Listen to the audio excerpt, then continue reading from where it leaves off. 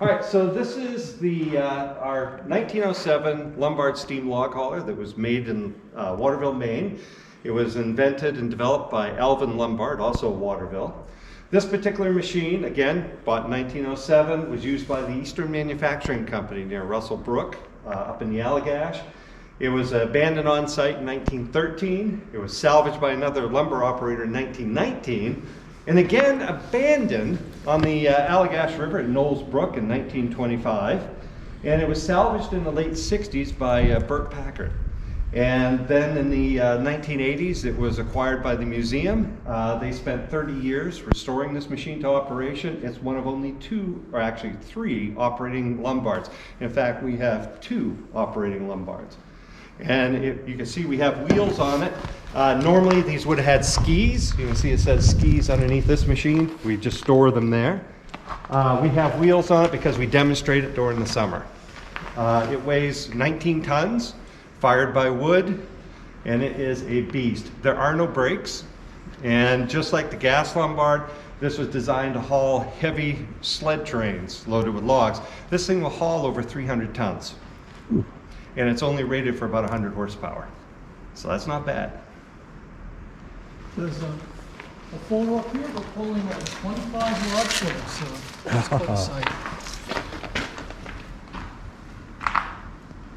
Nice.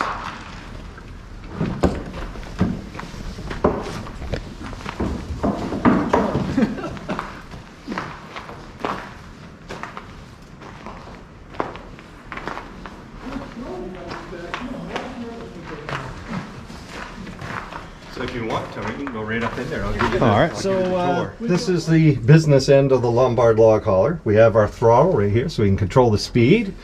Down here, the red-handled lever. This is our reverse quadrant. Moving this forward or back changes the position of the valve so we can have forward and reverse. This is the mechanical lubricator to lubricate the valves. We've got injectors for adding water, and then we've got our firebox. And again, we burn wood because in the woods on a logging operation, that's the cheapest there is. And our pressure gauges and our blower and all kinds of cool stuff. Nice. And the top speed is about 5 miles an hour. All the comforts of home and then some. All the comforts of home and then some. So Lombard developed his first track system in 1900, and this is an outgrowth of that. And it's really the first practical track system and the first track system offered commercially. You can see it's got rollers rather than wheels. So there's roller chains. It's very smooth operating. These track pads, what's interesting is in 1907 when this was manufactured, these tracks will go about 8,000 to 10,000 miles. At the same time, the very first British tanks, you're lucky you've got 25 miles on a set of tracks. So it's pretty cool. So this is the granddaddy of all crawler tractors right here. And then looking over the mechanism, we've got our steam cylinders. So we've got one on each side. These are rated for 100 horsepower. We go back, we've got a crank. Inside here, we've got what they call a compensating gear, which works kind of like the differential on a car, so that it steers easier.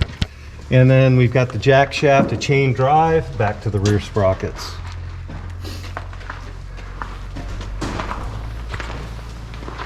So there's no brakes at all. And your steersman sits out here. And sometimes, as you can see on the other machine, they had a little shelter. But you sit here, the steering is about 40 to 1. So that our rule of thumb is steer early, steer often.